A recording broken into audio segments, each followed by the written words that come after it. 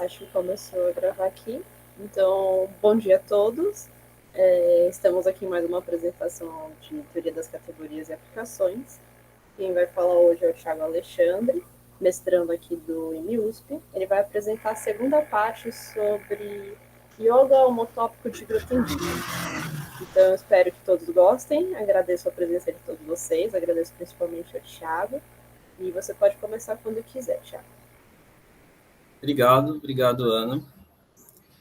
Bem, obrigado a todos novamente que estão presentes, né? Então, vou começar. Primeiro, revisando um pouco, né? Eu tinha comentado da última apresentação, feito uma introdução histórica, né? E das várias versões, seguindo vários teoremas de comparação, né, da categoria dos tipos de homotopia, né? Então, partindo da definição tradicional de Hotz, né, que é a categoria dos tipos de homotopia como complexo CW, e as classes são flechas a menos de homotopia, de equivalência homotópica, né? Aí eu fui comentando vários teoremas de comparação, né? Primeiro de Whitehead, depois de Milnor, que estabelece a passagem a comparação com conjuntos simpliciais, depois o de Lucy e Quillen, que estabelece de conjuntos simpliciais com categorias pequenas. Eu falei do teorema do Artem Mazoudek, que dá uma caracterização via cohomologia de topos, né, da classe das equivalências fracas das categorias pequenas. E depois comentei como, a partir de certas propriedades formais, é possível extrair uma axiomática que vai determinar uma classe de localizadores, né, que são classes de flechas entre categorias pequenas, que seriam os localizadores fundamentais, né? E que o Grothendieck tinha conjecturado que as equivalências fracas seriam o localizador fundamental minimal. Então, que é uma das coisas que eu ia também comentar a demonstração, né, desse teorema, que foi provado pelo Cisinski, na tese de doutorado dele, e que é uma prova bem legal, assim, bem interessante, bem conceitual também. Só que provavelmente eu não vou conseguir falar ainda disso hoje, porque eu acho que não vou conseguir chegar em categorias testes, né? Mas eu gostaria, então, de começar agora falando um pouco sobre os localizadores fundamentais, né? Então, uma classe de flechas W, né, de categorias pequenas, ela é um localizador fundamental se ela satisfaz 3 axiomas. Então, o primeiro, que é chamado LF1, de localizador fundamental 1, é que W é fracamente saturada, né? O que isso significa? Significa que você tem o fracamente saturado 1, que são toda flecha de identidade é uma W equivalência, né? Então, vou convencionar chamar as flechas de W de W equivalências, tá? Ou equivalências fracas, às vezes, quando o contexto estiver claro. Então, toda identidade é uma W equivalência. Ela tem uma propriedade também de estabilidade por retratos, não? Então, se R é uma flecha, se você tem R, que é uma flecha que vai de uma categoria A para B, e indo de B para A, de modo que a composta de R com I é a identidade, e a composta de I com R é uma W equivalência, então o R é uma W equivalência. Tá? E W satisfaz a propriedade 2 de 3. O que significa isso? Significa que se você tem, né, se você tem um triângulo comutativo de flechas entre categorias pequenas, onde quaisquer uma das duas flechas nesse triângulo comutativo são W equivalências, então a terceira também é uma W equivalência. Então isso é o axioma LF1, que isso significa dizer que W é fracamente saturada. O LF2 é a seguinte, que se A é uma categoria pequena que admite um objeto final, aqui você pode também supor um objeto inicial também não é problemático, assim, porque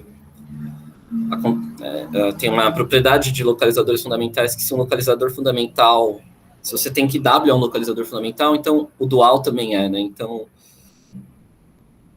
aqui você poderia supor objeto inicial também, e também não tem problema, assim, mas aqui eu vou privilegiar o ponto de vista cohomológico, né, como o Maltz e outros falam. Então, se há uma categoria pequena que admite o objeto final, então a flecha canônica, né, que é a única flecha dentro das categorias pequenas que vai de A para Ezinho, então eu denoto sempre por Ezinho minúsculo a categoria final, né, que é a categoria pontual, né, então ela tem um único objeto e a identidade. Então, essa flecha é uma W equivalência, né, qual que é a ideia intuitiva, assim, por trás desse axioma, né, é que se você pensar, se ela tem um objeto final, basicamente, então para todo objeto azinho dela, você tem uma flecha chegando nesse objeto final, né? E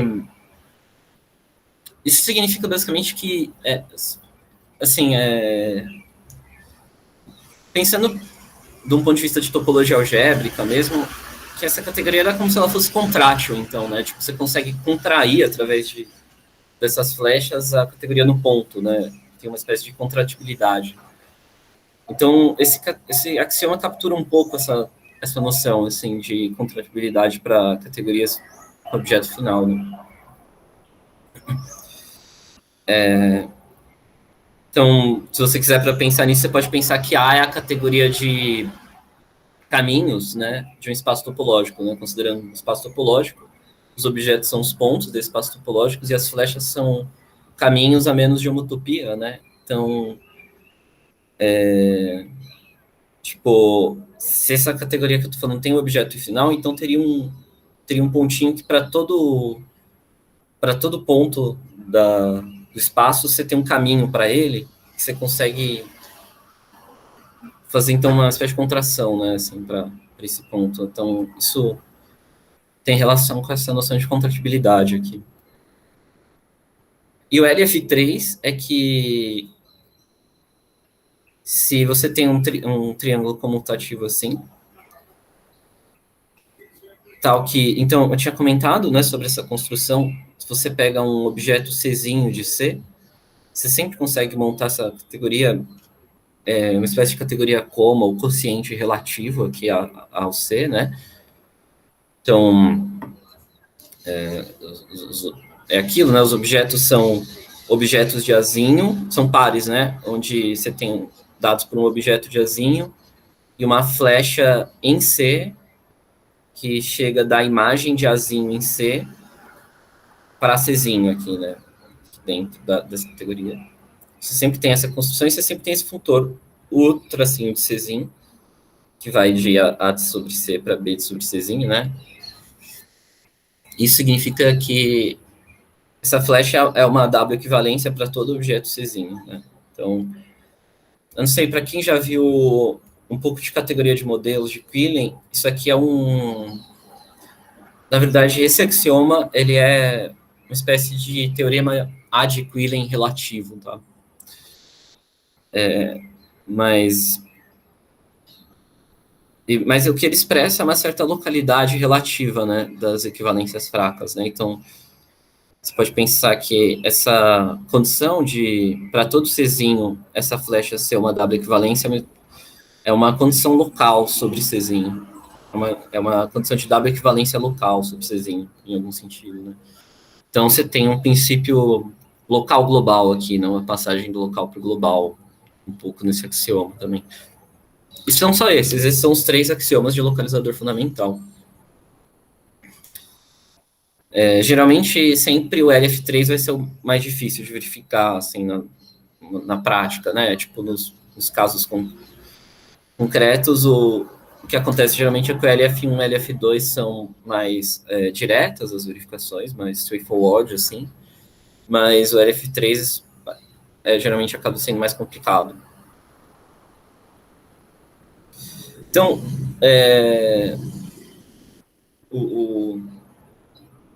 Então, a seguir, tá, o W vai sempre indicar um localizador fundamental arbitrário. Então, uma flecha U de A para B em CAT, ela vai ser chamada de WA esférica se para todo Bzinho em B aqui, essa flecha, né, agora considerando, é como tomar esse triângulo comutativo aqui que eu falei aqui em cima, só que você toma C como sendo B e essa flecha aqui como sendo a identidade, né? Então você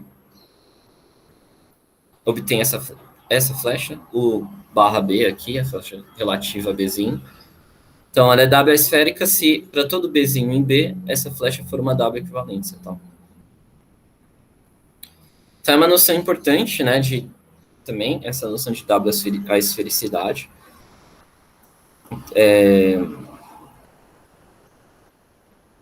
Então, a primeira proposição de localizador fundamental é a seguinte: seja U uma flecha de categorias pequenas, se U é W esférica, então U é uma W equivalência, né? E a outra coisa é que, se uma categoria A ela é W esférica, o que isso significa? Significa que essa única flecha de A para o Ezinho é W esférica, né? Então, A é W esférica, C e somente C, nesse caso, o PA for uma W equivalência, né? Então, só que cuidado, tá, gente? Tipo, se ela é W esférica, é uma W equivalência, mas não necessariamente se ela é W equivalência, ela é W esférica. Então, a passagem vai do local para o global, mas você não tem uma relativização tão imediata, assim, de W equivalências para W esférica, né? Então, isso não precisa ser verdade em todo localizador fundamental, mas isso acontece por caso do minimal, tá? Que no caso do minimal você tem uma que é W esférica, eu sei se você é uma W equivalência, mas eu vou falar disso depois ainda. Então essa condição B ela é mais forte, né? Que não é só que A ela é W esférica, sei somente se essa flecha aqui ou seja, essa flecha ela é W esférica quando no caso que a gente está considerando essa flecha aqui. Nesse caso, sim, ela é W esférica, se só C ela for uma W equivalência. E a afirmação Czinho dessa proposição é que U é W esférica, se somente C, para todo Bzinho em objeto de B, a categoria A sobre Bzinho for W esférica. Então você não, na definição, esse Czinho está dizendo que para verificar que uma flecha é W esférica, você não precisa verificar. Desculpa. Né? Você não precisa verificar que essa flecha toda é W esférica para todo Bzinho, basta verificar que essa categoria é W esférica, né? O que deixa mais fácil assim a verificação, tal. Então, é sempre bom assim pensar em categorias W esféricas como categorias contráteis em certo sentido, né? Elas são isso devido a essa afirmação Bzinho aqui, né? É sempre uma categoria W esférica, ela é um tipo de, ela é uma categoria contrátil, né? Porque com relação ao localizador fundamental W, né? Então, demonstração, né, desses fatos. Eu gostaria de fazer aqui algumas demonstrações mais para ilustrar o estilo de argumento que a gente faz nessa nessa teoria de localizadores fundamentais, assim, como que é feito, assim, pegar o estilo de argumentar, né, o estilo de provar as coisas. Então, tem coisas que são importantes também, então gostaria de fazer algumas, assim. Então, A, né, no caso, ele é bem tranquilo, né? Basta você considerar, que nem eu tinha dito, esse triângulo comutativo aqui e aplicar LF3, né? Então, o caso de A é meio imediato mesmo. O caso de B, ele também é imediato desse quadrado comutativo aqui, ó, se a gente olhar para ele. Então, você considera aqui, né, vai de A para Izinho. Aqui o PT aqui, PTzinho, ele é o objeto único, ele é o ponto, né, o único objeto daqui. Aí, quando você monta essa categoria, A sobre PTzinho, na verdade, isso é isomorfo, na verdade, nem equivalente aqui ao A, né? E aqui o E sobre PTzinho também é isomorfo ao próprio Ezinho. Então, nesse diagrama, e aqui você tem a identidade, né? E aqui você também tem a identidade. Então, quando a gente olha para esse diagrama, né, se a gente supõe que P de Azinho é uma W equivalência, né? Então, como as identidades são W equivalências, né? Então, as verticais aqui vão ser W equivalência, e aí pela comutatividade desse quadrado e pela propriedade 2 de 3, você vai ter que essa aqui em cima é uma W equivalência, né? E reciprocamente, né? Se você supõe que essa flecha é sempre uma W equivalência. E uma coisa que eu não falei, mas é sempre bom manter em mente, é que é tranquilo verificar pelas propriedades também de localizador fundamental que toda equivalência de categorias é uma W equivalência, tá? Porque, e consequentemente todo isomorfismo. Porque isso sai das propriedades, na verdade, 2 de 3 e ser fracamente saturado. Sai do LF1 só, né? Só do LF1 você consegue fazer essa argumentação. Assim. Que equivalência de categorias é W equivalência, tá? Então, só voltando aqui, né? Então, você tem, considerando esse quadrado, se você tem que aqui é uma W equivalência, é a mesma coisa, né? Tipo, as verticais aqui são sempre W equivalências. De novo, propriedade 2 de 3, você tem que PGzinho aqui é W equivalência. Então é isso, né? Uma categoria é W esférica, ou seja, essa flecha aqui é uma W equivalência. C e somente C quer dizer, ela é W esférica, C e somente C. Essa flecha aqui é uma W equivalência. Né? Então,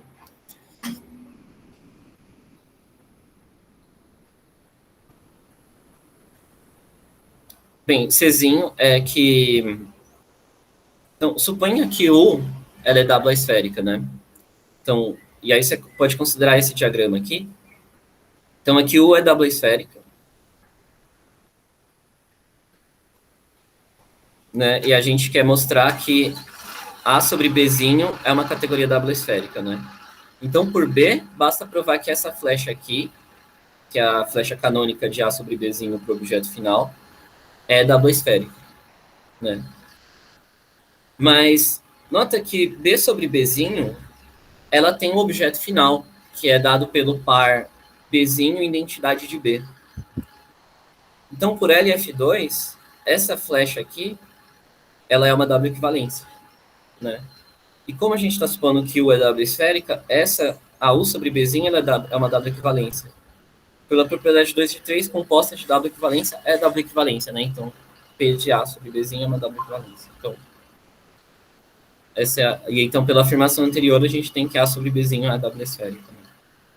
E vice-versa, né? Se a gente supõe que A sobre Bzinho é W esférica, então, essa daqui é uma W equivalência, essa é sempre W equivalência, de novo, propriedade 2 de 3, você tem que...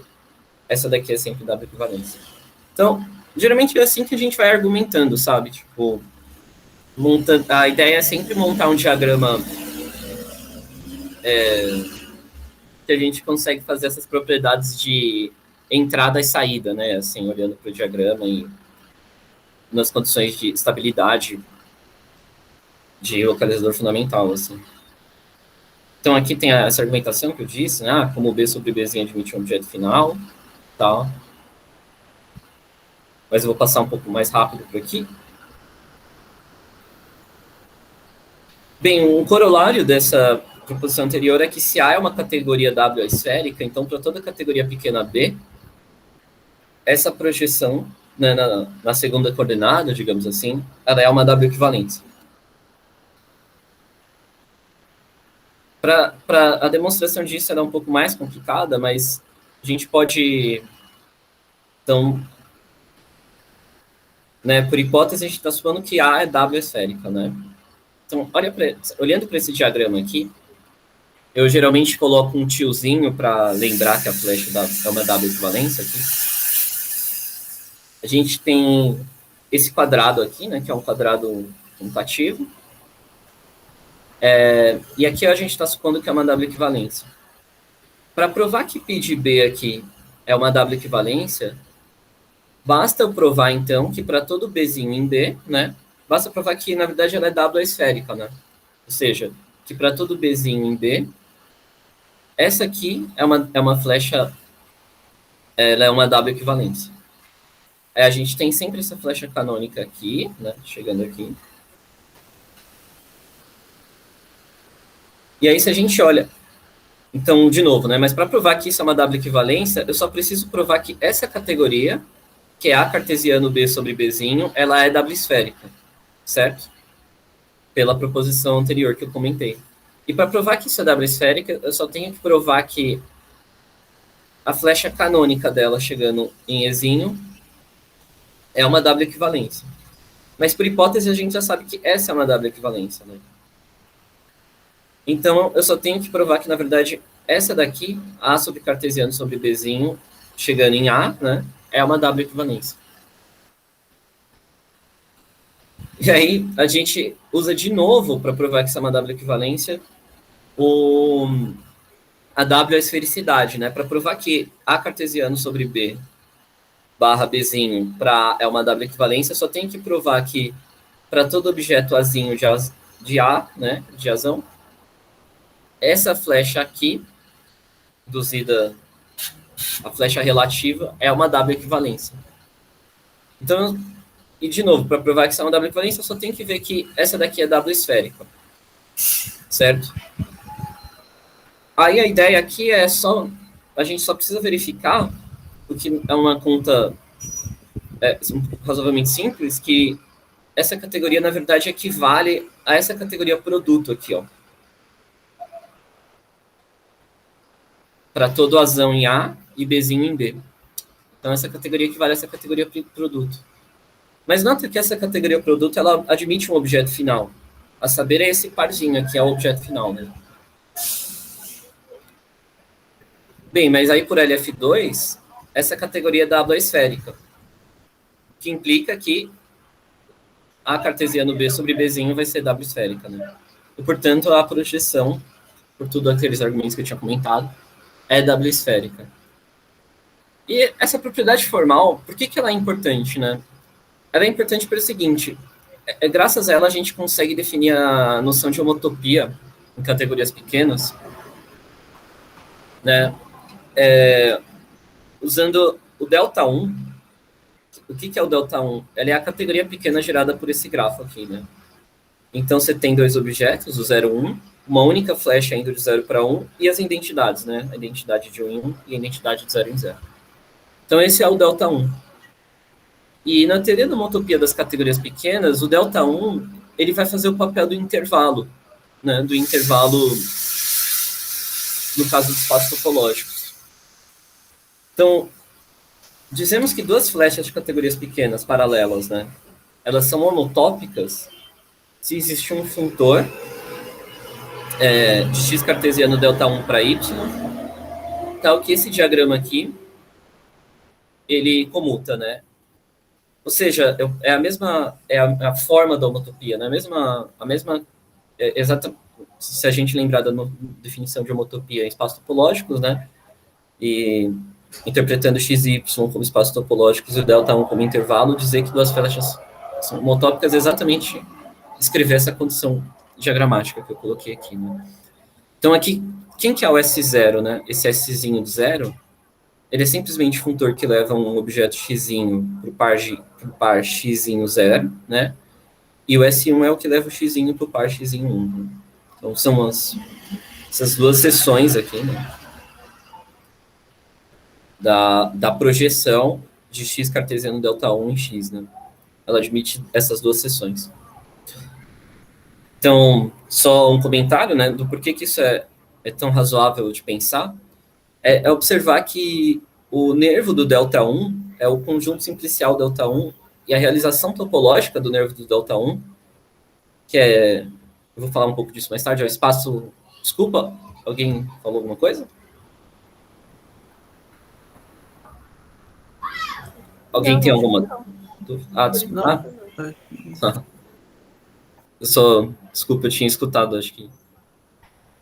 Então, a realização topológica do nervo de delta 1, né, dessa categoria que eu falei, que a gente vai ver mais tarde, isso é o espaço classificante, né, do delta 1, isso é homeomorfo ao intervalo 0,1 mesmo, né? Então, o que está acontecendo aqui exatamente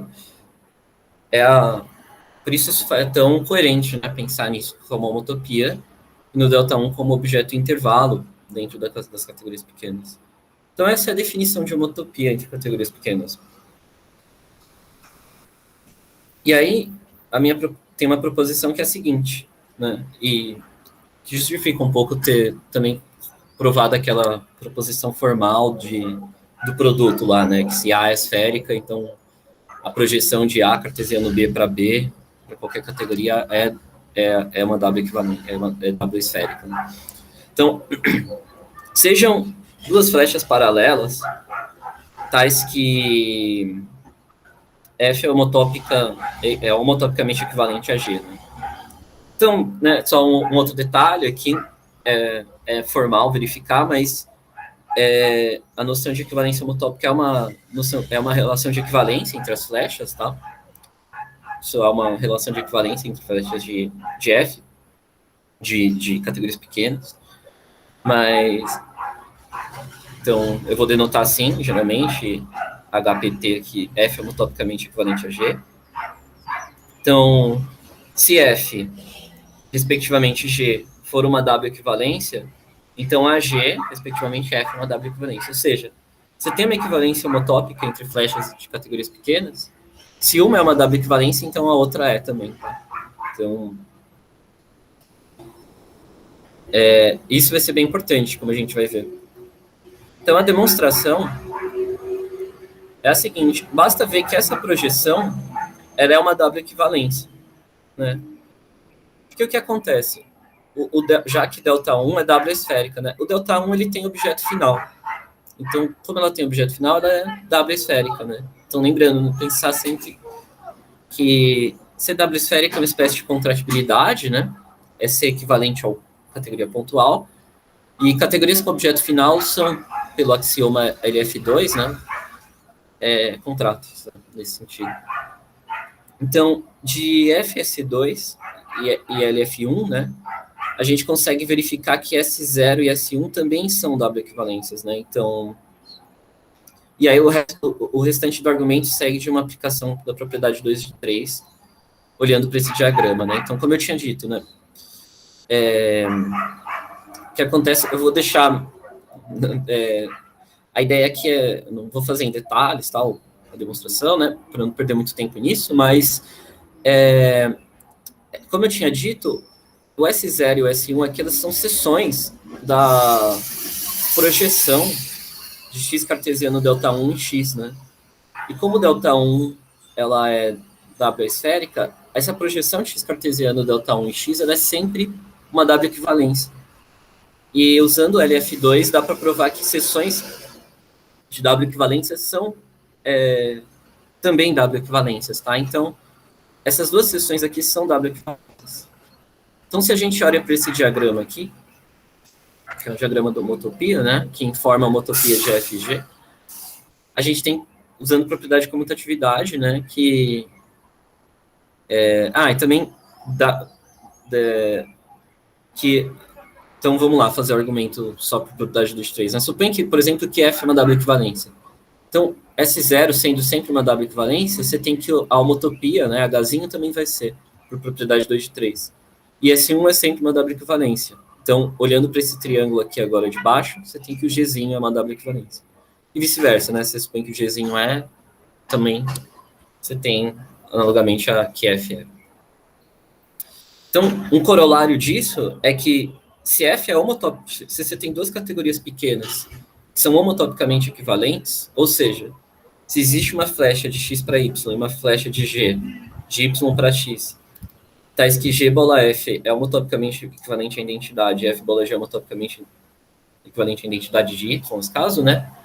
Então, X é W equivalente a Y, ou seja, existe uma W equivalência a F de X para Y. Então, isso é aquilo, né? Então, flechas que são homotopicamente equivalentes, elas são W equivalentes. Então, por isso que a gente pode pensar nas W equivalências como uma equivalência fraca, né? Uma espécie de equivalência fraca de homotopia. A homotopia é mais forte. E a demonstração também, eu coloquei aqui exercício, né, de forma meio pedante e tal, mas a demonstração também é usar a propriedade 2 de 3, é um argumento formal, assim, não é algo difícil. Então.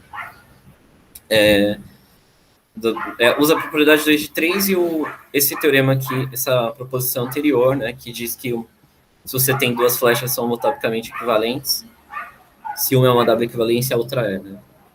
E lembrando que, como o W é fracamente saturado, as identidades sempre são, né, W equivalências. Então, ou seja, categorias pequenas homotopicamente equivalentes são W equivalentes, tá? Então, você tem essa demonstração formal, né, de um fenômeno que já acontecia em espaços topológicos, que espaços topológicos homotopicamente equivalentes são fracamente equivalentes, né? Os grupos de homotopias todos batem e tal. Mas, de novo, aqui a recíproca não é verdade, né? Você pode ter categorias que são W equivalentes, né?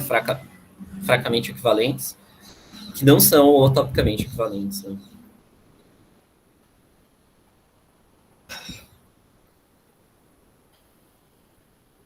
Então, agora eu queria falar de alguns exemplos de localizador fundamental antes da gente continuar. Você pode, por exemplo, pegar o trivial, é a classe de todas as flechas, né, de categorias pequenas. Você tem um localizador fundamental que é chamado de grosseiro, que é o seguinte, ele é a classe das flechas que tem a flecha identidade da categoria vazia na categoria vazia, e as flechas da A de U para B, onde A e B não são vazios, né? Ele é chamado de localizador fundamental grosseiro. Então, ele é um pouco diferente, né? Ligeiramente diferente do trivial. O trivial, você pega todo mundo mesmo, mas aqui você considera ou a identidade do vazio no vazio, ou você considera flechas de A para B, onde A e B não são a categoria vazia, né, nesse caso. Esse é o localizador fundamental grosseiro. Bem, tem outro localizador fundamental importante, que é o seguinte, você pode considerar a inclusão da categoria dos conjuntos nas categorias pequenas, né? Essa inclusão, ela associa para todo conjunto a categoria discreta, simplesmente, que é a categoria onde os objetos são os elementos do seu conjunto de partida, e as flechas são só as identidades, né, entre esses elementos. Então, ou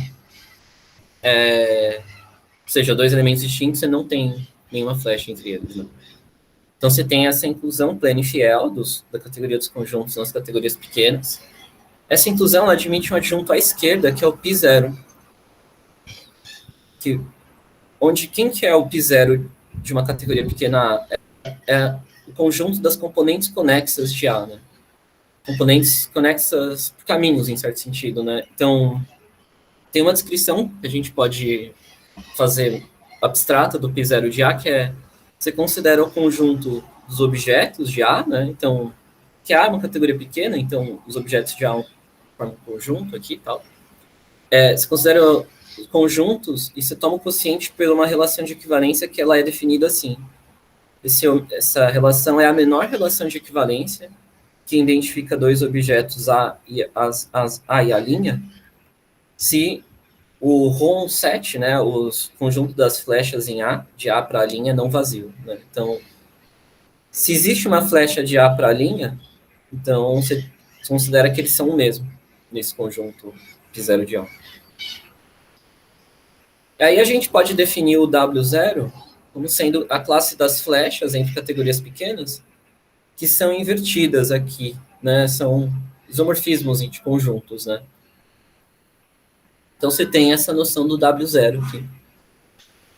Seria tipo como se fosse o π0 também, né? De um espaço topológico, né? Então é sempre bom pensar na categoria, nesse caso, às vezes, como a categoria dos caminhos que eu tinha comentado, né, do espaço topológico, assim. Então, realmente, nesse espaço topológico, por exemplo, ele é, tipo, você tem dois pontos que estão numa mesma componente conexa por caminho, você tem um caminho entre esses dois pontos que corresponde a uma flecha, né, nesse sentido. Então, e tem uma proposição na teoria dos localizadores fundamentais que diz o seguinte: se você tem um localizador fundamental e ele não é nem o grosseiro e nem o trivial, né? Ou seja, ele não é nenhum desses dois aqui. Se ele não é nenhum desses dois, então ele está contido em W0, tá? Então, todo localizador fundamental que não é o trivial nem o grosseiro, ele está contido em W0. Então, esse W0 ele é bem tem essa característica assim que bem importante dele, né? Então, todos os, digamos, se você pensar no trivial e no grosseiro como casos triviais, né, de localizador fundamental, que a gente não está interessado senão para fins meramente teóricos, né, tipo de mostrar que tem modelo, basicamente, né, o localizador fundamental. Então, então, basicamente, você tem todo o localizador fundamental tá contido aqui em W0, tá? Então, você pode também tomar, sei lá, o WN, né, o WN é o conjunto das flechas, onde a realização topológica do nervo dessa flecha é uma N equivalência fraca de espaços topológicos. Também é um pouco mais complicado de ver, mas isso também vai ser um localizador fundamental, tá? Você pode tomar o W infinito, né, que é o localizador fundamental minimal, chamado a classe das infinitas equivalências, tá? Só um detalhe que eu não comentei aqui, se você toma uma interseção arbitrária de localizadores, suponha que você tem uma família não vazia de localizadores fundamentais, tá? Então existe a interseção arbitrária. Se você toma essa interseção, é bem tranquilo de verificar pelos axiomas de localizador fundamental que essa interseção tem que ser um localizador fundamental. Portanto, a interseção de todos os localizadores fundamentais, né, ela é um localizador fundamental. E isso é o W infinito, né? Ela é a interseção de todos os localizadores fundamentais. Ela é um localizador fundamental e ele é o minimal, né? Porque ele está contido em todo mundo e não tem ninguém abaixo, nenhum localizador fundamental abaixo, né? Estritamente abaixo dele. Estritamente contido nele. Mas uma outra forma, como eu tinha comentado, de descrever o W infinito é descrever, né, ele como a classe das flechas entre categorias pequenas, tais que a realização topológica é uma infinita equivalência fraca, né? Então, ou seja, os grupos uma equivalência fraca de espaços topológicos, né? E aí esse é um que é um dos teoremas que eu ia comentar, né? A ideia da prova desse teorema, né? De que é uma coisa impressionante, né? Se você pensar bem, porque aqui você está caracterizando o W infinito por uma propriedade estritamente formal, né? Assim, você chega, ou seja, se a gente quisesse apresentar de um ponto de vista elementar, dar um curso elementar de teoria da homotopia, assim, supondo que a gente saiba categorias pequenas, a gente poderia começar axiomatizando, né? Falando, olha, você tem esses axiomas de localizador fundamental, toma o minimal, né? Essas são as equivalências fracas, né? Localizando as categorias pequenas por essa classe, você tem a categoria dos tipos de homotopia. Então, uma abordagem muito elementar, muito elegante, né, da construção dos tipos de homotopia nesse caso. E ainda, além disso, eu acho muito impressionante essa condição de minimalidade, né? Eu também vou falar um pouco disso mais para frente. Ela é uma condição de universalidade do W infinito, né? Então, é impressionante que é algo que surgiu na história tal, da matemática, né? E depois, dentro de um formalismo, assim, você consegue ter uma definição tão conceitual, né? Caracterizando as equivalências fracas com essa minimalidade, né? Que é, no fundo, uma universalidade, né? Toda condição de maximalidade e minimalidade é uma universalidade.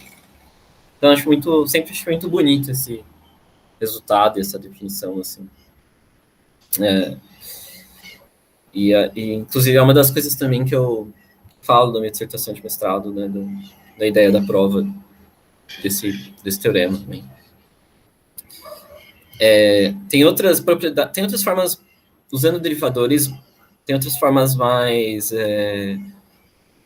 chiques, assim, de você definir a universalidade da categoria dos tipos de homotopia ainda, né, mas aí são menos elementares em computação, mas mais profundas, em um certo aspecto, porque aqui eu ainda embora tenha essa axiomática, essa condição minimal tal, né, aqui eu ainda de alguma forma, apresentando, né, os tipos de homotopia. Em certo sentido, sim, né, como contando um pouco quem são os objetos, seriam categorias pequenas e tal, mas na definição de derivador, depois que você demonstra uma certa universalidade, você tem uma definição da categoria dos tipos de homotopia que é muito top-down, assim, você não se apresenta ela caracterizando por uma propriedade universal sem falar que são os objetos e as flechas dessa categoria, deixando totalmente em suspenso isso. Eu acho, e o que eu tento defender um pouco na dissertação de mestrado também é que essa é um pouco, eu vejo muito isso, né, esse resultado, a importância da teoria dos derivadores, né, porque ela, até hoje, é o único quadro conceitual na matemática onde você consegue dar uma definição dos tipos de homotopia sem que não é analítica, em certo sentido. Não é analítica, que eu quero dizer assim, ela não depende, ela é sintética, né? Ela não depende de coordenadas. Né? Então, isso é uma coisa que eu acho muito importante, sim. Então, continuando, né, sem me alongar um pouco muito nisso, que dado uma categoria pequena A, também, mais um exemplo, então, aqui, né, de localizador fundamental, é que dado uma categoria pequena Azinho, você pode denotar por comp de A a categoria dos prefeixes sobre A valores dos complexos de grupos abelianos, né? Então, dado uma flecha U entre categorias pequenas, você sempre tem uma adjunção aqui, né? Aqui o estrela em cima é o adjunto à esquerda do estrela embaixo. Então, deixa eu só comentar um pouco aqui.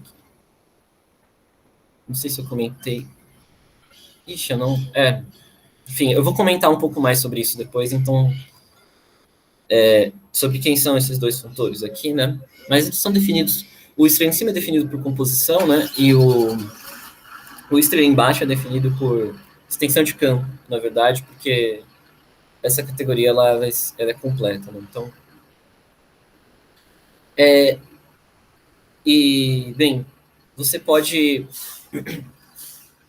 localizar nessa categoria de complexos de grupos abelianos as equivalências fracas pontuais, né? Então, desculpa aqui. Então, as equivalências fracas pontuais seriam... Você diz que uma flecha entre prefeixes sobre A valores de complexos de grupos abelianos é uma equivalência fraca pontual se a avaliação dele em cada objeto azinho é um quase isomorfismo, né? Desculpa, estou falando equivalência fraca, mas é um quase isomorfismo de complexos de grupos abelianos, né? Então, aqui eu sempre penso em complexos de grupos abelianos com notação cohomológica, tá? Então, crescente, né? Então, isso significa que os grupos de cohomologia, né, eles vão ser todos isomórficos, né? Então, bem, quando você localiza essa categoria dos complexos, né, essa categoria aqui, na verdade, pela classe dos quase isomorfismos pontuais, você obtém a categoria derivada, né? Aqui já. E, bem, o estrela em cima, ele preserva quase isomorfismos pontuais, então, pela propriedade da localização, ele vai induzir um funtor, né, um único funtor aqui dessa categoria, do derivado de B para o derivado de A, né? Que é induzido da propriedade universal de localização, né? Que é tal que um quadrado aqui comuta. E o que acontece aí, por outros argumentos aí mais fortes de álgebra homológica, é que esse cara também tem um adjunto à direita, que é o R, é o funtor derivado total aqui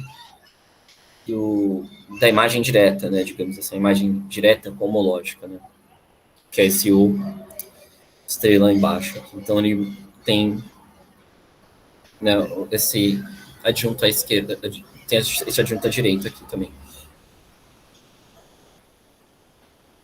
Em particular, se a gente toma a única flecha de A para a categoria terminal E, a gente tem a adjunção aqui, né?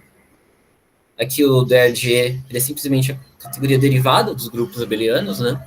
Já que comp avaliado em E, né, os prefechos sobre E, a valores complexos de grupos abelianos, isso é isomorfo ao próprio categoria dos complexos de grupos abelianos, né? Então, tem aqui a categoria derivada e tal.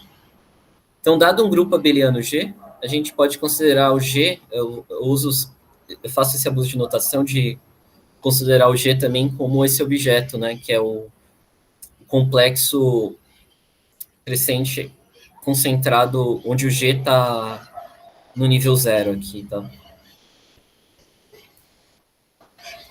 Então, esse complexo você pode pensar nele como um objeto da categoria derivada, né, de grupos abelianos. Lembrando que, quando você localiza, pensando pela localização de Gabriel-Zisman, os objetos da categoria derivada são o mesmo, né, e a flecha de localização nos objetos é a identidade, né, o que muda são só as flechas, mas os objetos são os mesmos. Então você pode considerar esse complexo como um objeto da categoria derivada, né, Então, aqui a gente pode puxar, né, o G para cá pelo PA estrela de G, né? Que, na verdade, é o prefixo constante, né, gente? É que para cada objeto de Azinho vai levar para aquele complexo G, né, que eu tinha comentado. Então, você pode puxar o Gzinho por aqui para o der de A e depois aplicar o RP de A estrela aqui. Opa. Né? Você pode fazer isso. Então, essa seria a cohomologia, né, da categoria A, coeficientes em G. Então, no caso, o HNzinho é o Nésimo derivado aqui, né? Aqui eu estou pensando no caso total, né? Tipo, pegando a soma de todo mundo, mas na verdade é assim que é definido, inclusive, né? Você define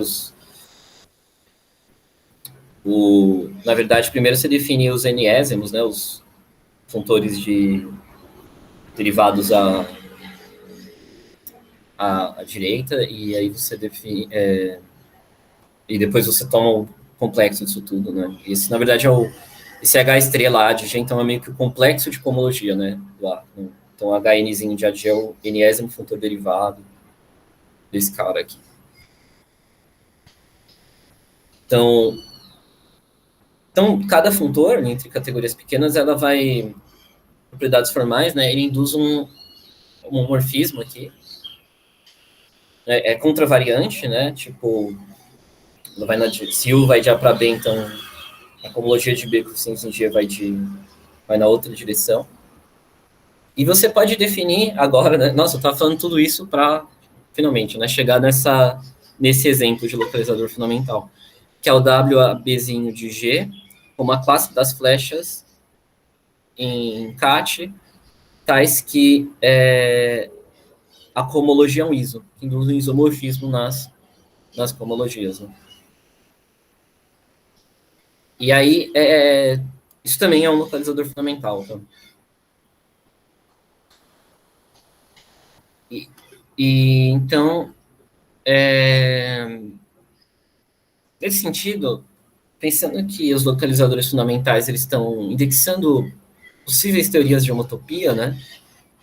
É como se a cohomologia fosse um caso, né, de homotopia abeliana, digamos assim, né? Um caso de homotopia abeliana. E nota que, como o W infinito, que é o minimal, ele está contido em todos os localizadores fundamentais, em particular ele está contido aqui, né, no WABzinho G. Então, se você tem uma infinita equivalência, né, entre categorias pequenas, ou seja, essas categorias têm o mesmo tipo de homotopia, então as cohomologias têm que ser isomorfas, né? Tá, desculpa, quanto tempo eu ainda tenho, gente? Só para eu saber Deu se... 50 minutos, né? Acho que dá para falar mais uns 10 minutos. Tá, então, é que eu ia... Tá, então só... Eu acho que nesses 10 minutos, então, eu vou fazer só uma observação aqui sobre essa questão da cohomologia que eu tinha comentado. Uma observação rápida, assim, né? Que, a princípio, parece que essa definição abstratona é muito diferente, por exemplo, da cohomologia singular com coeficientes em G.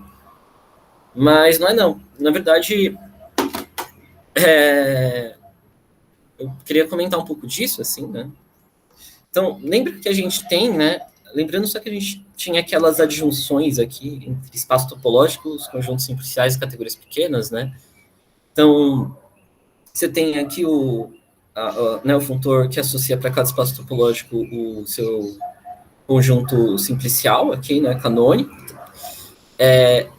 Canônico não, né? Assim, não é exatamente canônico, mas que associa um conjunto simplicial aqui, né? Aí você tem o nervo, né? A realização topológica junto à esquerda e a realização categorial, né? Do conjunto simplicial, que é o junto à esquerda do nervo, né? Então, com isso, a gente consegue montar um funtor C, né? Esse aqui ficou parecendo um E, mas é um C estilizado, tá, gente? E aqui você tem um B estilizado, aqui, um B meio itálico, que vai das categorias pequenas para os espaços topológicos, que é dado pela composta, né? Então, o C você vai primeiro associar o conjunto simplicial, depois a realização categorial. E o B você associa o nervo e depois a realização topológica, né?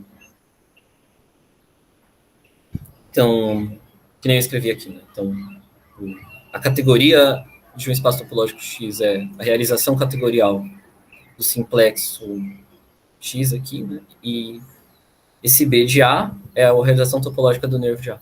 A gente chama esse B de A geralmente como espaço classificante da categoria pequena A.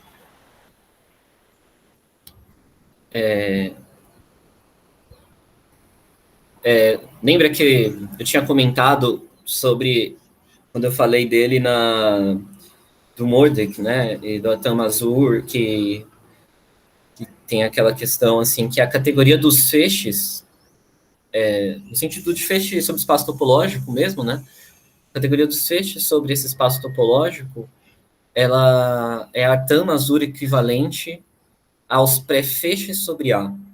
Né? Então, você tem uma categoria pequena A, você tem dois topos que você consegue associar. Você pode tomar o espaço classificante e associar feixes sobre esse espaço classificante, né? Feixes sobre os espaços classificantes e direto de A para a categoria dos pré-feixes sobre A, né? Então, os pré-feixes sobre A, eles são o topos classificante da categoria A, e esse cara é o espaço classificante. E aí, a questão é que esses espaços, esses dois topos, eles são Arthur-Mazur equivalentes, né? Então, se você pensar a equivalência de Arthur-Mazur como equivalência homotópica entre topos,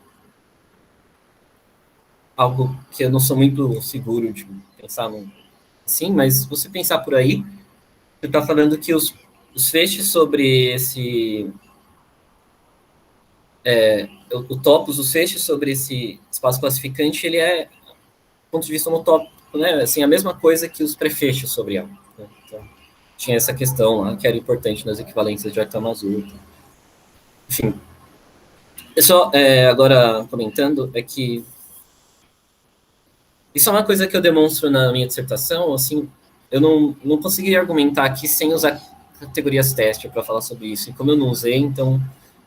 Mas o que acontece é que, para toda categoria pequena A gente tem um isomorfismo entre os grupos de cohomologia daquela minha definição abstrata que eu dei, né, de A com coeficientes em G, né, G aqui sendo um grupo abeliano, e o enésimo grupo de cohomologia singular do espaço classificante de A de Gzinho, né? Então, não é algo tão estranho, não. Então, na verdade, aquilo é a cohomologia singular, só que uma definição bem abstrata da cohomologia singular, né? De uma categoria pequena. Você poderia pensar, tá, mas e quanto a espaços topológicos, né, como a gente define? Mas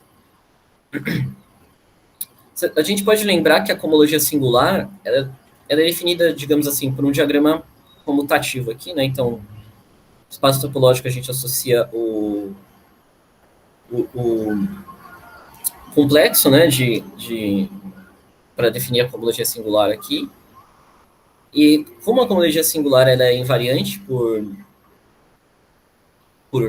homotopia, né? Isso vai ou seja, ela preserva equivalências fracas, né? Isso vai se fatorar por aqui, na verdade, tá? Então, esse funtor, ele vai definir um funtor canônico, né? Aqui dos tipos de homotopia para aqui a categoria derivada dos grupos abeliana, a dual disso, né? Dual porque é contravariante, né? A cohomologia. Se fosse o caso da homologia, seria sem ser dual. Então, então a cohomologia singular de espaço X com coeficiente em G é simplesmente o enésimo complexo de homologia desse...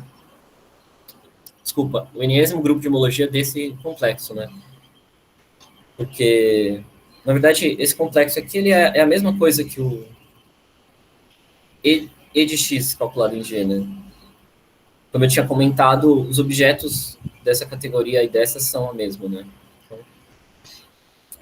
Então, se X agora é o meu morfo a Y em hot, né? Então, se a projeção de dois espaços topológicos aqui, né? Se tem um isomorfismo em hot, não precisa ser em espaços topológicos, nem top. Basta que seja em hot, né? Basta que os tipos de homotopia sejam os mesmos. Então, a gente tem um isomorfismo, né? Dos complexos associados aqui da cohomologia singular, que vai implicar num isomorfismo, né? Para todo grupo de cohomologia, né? Lembrando que dois complexos de grupos abelianos na derivada, elas vão ser isomorfos, só se eles têm as cohomologias todas batem, né? Os grupos de cohomologia são todos isomórficos. Né? E aí, então, por essa disjunção agora, da realização categorial do nervo, a gente tem a flecha de unidade aqui, né? Porque a realização categorial de um conjunto superficial, né? Que ele é junto à esquerda do nervo, então você tem uma flecha de counidade. Então, eu estou pegando... Aqui o X é um espaço topológico, né? Estou pegando o conjunto superficial associado.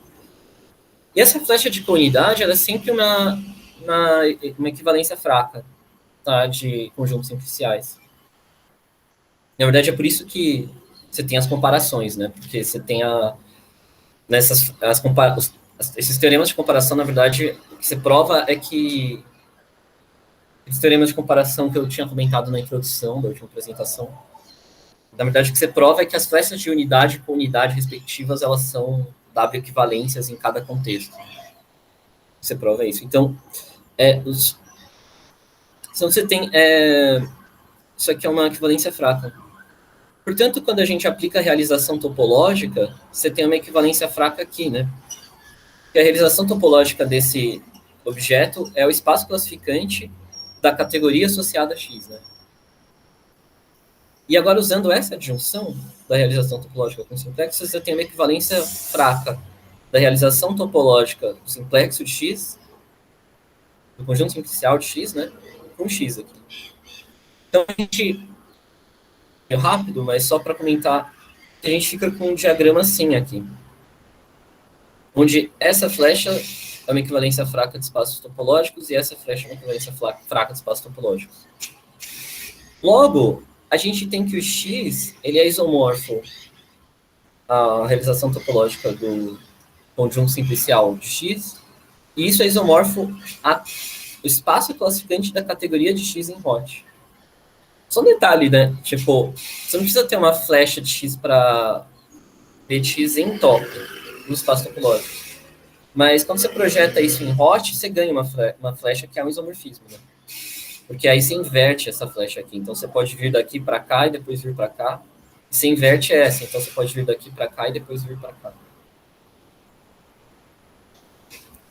Mas como esse X ele é isomorfo ao espaço classificante de C de X em hot, então a cohomologia singular, os grupos de cohomologia singular de X em G, vão ser os grupos de cohomologia singular do espaço classificante da categoria de X em G. E isso, como eu tinha comentado, é a mesma coisa que a cohomologia no sentido abstrato, lá que eu tinha comentado, dessa categoria associada a X em G, tá? Isso é, os grupos de cohomologia singular de X, eles podem ser, agora, depois que a gente tem tudo isso agora, né, a gente pode fazer uma retrospecção e redefinir os grupos de cohomologia singular de X como sendo os grupos de cohomologia dessa categoria, né, da categoria de X, né, dessa categoria pequena, que é a categoria de X. E por que isso é interessante, né? Porque aquela definição que eu tinha dado categorial, ela é muito mais universal, assim, em certo sentido, de homologia, né? Ela é muito mais formal. Então, na verdade, você pode redefinir as homologias singular desse jeito. Então, inclusive para espaços topológicos, né? Você pode usar aquela definição para redefinir a homologia singular. Então, eu ia falar um pouco, só que ia demorar muito, assim, eu ia falar de extensões de campo utópica agora, mas eu acho que eu posso deixar isso para uma próxima, assim, e parar por aqui mesmo, não me alongar mais, tá? Então, eu ia continuar agora falando de extensões de campo utópica, eu ia falar um pouco de limites e colimites homotópicos, mas eu posso continuar a falar disso numa outra oportunidade, e aí também já falar de categorias técnicas. Legal, Thiago. Acho que foi muito boa a apresentação. Acho que é um bom ponto de parada também. Te agradecer novamente por apresentar aqui. E alguém tem alguma pergunta, algum comentário?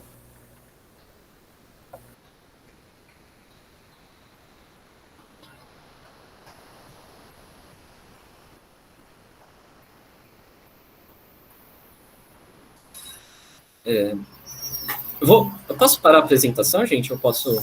Ah, sim, claro, pode parar, sim. Vou ficar coisa infinita aqui, né? Desculpa, eu vou migrar aqui para dentro. Tem um caminhão Acho que que tá... o ruído está relativamente baixo, assim, só teve uma vez ou outra que passou um ônibus um pouco mais pesado, mas também não chegou a atrapalhar. Bem, de toda forma, eu vou fechar aqui a gravação. Quero te agradecer novamente pela apresentação. Tá.